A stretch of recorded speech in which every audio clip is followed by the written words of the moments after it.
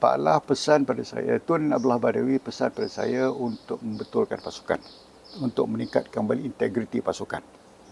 Dan tidak mahu dengar yang polis ini terlibat dengan rasuah. Dan dia juga melihat bahawa cara-cara untuk menambahkan lagi balai polis.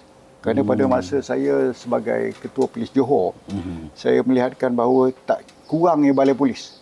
Kerana orang nak buat report susah, jauh, balai polis jauh. Jadi pada masa itu saya minta kebenaran untuk menyewa kedai. Saya sewa kedai untuk jadikan pondok polis dan juga balai polis di mana orang ramai boleh buat report pada polis. Oh, itu zaman Tan Sri tu? Zaman saya. Okey. Dan saya juga membuat mobile police station. Pada masa itu di mana kita ada 4 balai polis bergerak. Dan ini meronda di kawasan taman, di setiap taman di Johor Bahru. Dan kalau orang tahan, mereka kena ambil laporan polis. Pasal saya nak tahu bahawa